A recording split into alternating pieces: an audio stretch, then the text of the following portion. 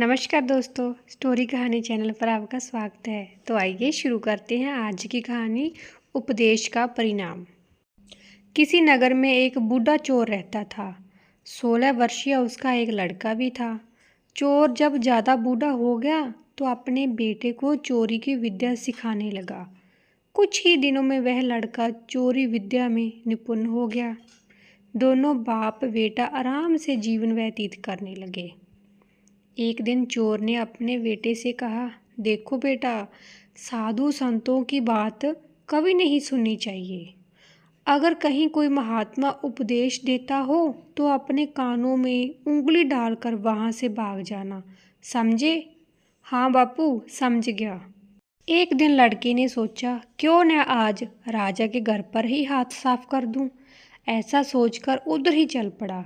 थोड़ी दूर जाने के बाद उसने देखा कि रास्ते के बगल में कुछ लोग इकट्ठे होकर खड़े हैं। उसने आते हुए एक व्यक्ति से पूछा, उस स्थान पर इतने लोग क्यों इकट्ठे हुए हैं? उस आदमी ने उत्तर दिया, वहाँ एक महात्मा बुद्ध उपदेश दे रहे हैं। यह सुनकर उसका माथा ठनका। इनका उपदेश नहीं सुनूंगा। ऐसा सोचकर अपने कानों में उंगली डालकर वहाँ से भाग निकला। जैसे ही वह भीड़ के निकट पहुंचा कि एक पत्थर से ठोकर लगी और वह गिर गया। उस समय बुद्ध कह रहे थे, कभी झूठ नहीं बोलना चाहिए। जिसका नमक खाएं उसका कभी बुरा नहीं सोचना चाहिए। ऐसा करने वाले को भगवान सदा दुखी बनाए रखते हैं। ये दो बातें उसके कान में पड़ी। वह झटपट उठा और कान बंद कर राजा के महल की ओर चल दिया। वहां पहुंचकर जैसे ही अंदर जाना चाहा कि उसे वहां बैठे पहरेदार ने टोका, अरे कहाँ जाते हो? तुम कौन हो? उसे बुद्ध का उपदेश याद आया, झूठ नहीं बोलना चाहिए। चोर ने सोचा, आज सच ही बोलकर देखूं। उसने उत्तर दिया, मैं चोर हूँ, चोरी करने जा रहा हूँ। अच्छा जाओ। उसने सोचा राजमहल का नौकर होगा, मजाक कर रहा है। चोर सच बोलकर राजमहल में प्रवेश कर गया। एक कमरे में घुसा। वहाँ ढेर सारा पैसा तथा जेवर देखकर उसका मन खुशी से भर गया।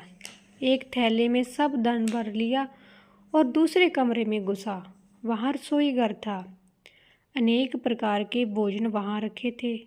वह खाना खाने लगा। खाना खाने के बाद वह थैला उठाकर चलने लगा कि तभी फिर बुद्ध का उपदेश याद आया, जिसका नमक खाओ उसका बुरा मत सोचो।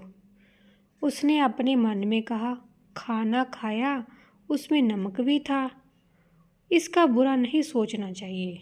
इतना सोचकर थैला वहीं रख वह वापस चल पड़ा। पहरेदार ने फिर पूछा, क्या हुआ? चोरी क्यों नहीं की? देखिए, जिसका नमक खाया है उसका बुरा नहीं सोचना चाहिए। मैंने राजा का नमक खाया है, इसलिए चोरी का माल नहीं लाया, वहीं रसोई घर में छोड़ आया। इतना कहकर वह वहाँ से चल पड़ा। उधर रसोइये ने शोर मचाया, पकड़ो पकड़ो, चोर भागा जा रहा है। पहरेदार ने चोर को पकड़कर दरबार में पेश किया। राजा के पूछने पर उसने बताया कि महात्मा के द्वारा दिए गए उपदेश के मुताबिक मैंने पहरेदार के पूछने पर अपने को चोर बताया, क्योंकि मैं चोरी करने आया था। आपका धन चुराया, लेकिन आपका खाना भी खाया जिसमें नमक मिला था, इसलिए आपके प्रति बुरा व्यवहार नहीं किया और धन छोड़कर भागा। उसके उत्तर पर राजा बहुत खुश हुआ और उसे दरबार में नौकरी दे दी। वह 2-4 दिन घर नहीं गया तो उसके पिता को चिंता हुई कि बेटा पकड़ लिया गया है। लेकिन 4 दिन के बाद लड़का आया तो बूढ़ा अचंभित रह गया अपने बेटे को अच्छे वस्त्रों में देखकर। लड़का बोला, पिताजी, आप तो कहते थे कि किसी साधु संत की बात मत सुनो, लेकिन मैंने एक महात्मा की बात सुनी और उसी के मुताबिक काम किया, तो देखिए सच्चाई का फल, मुझे राज दरबार में अच्छी नौकरी मिल गई है।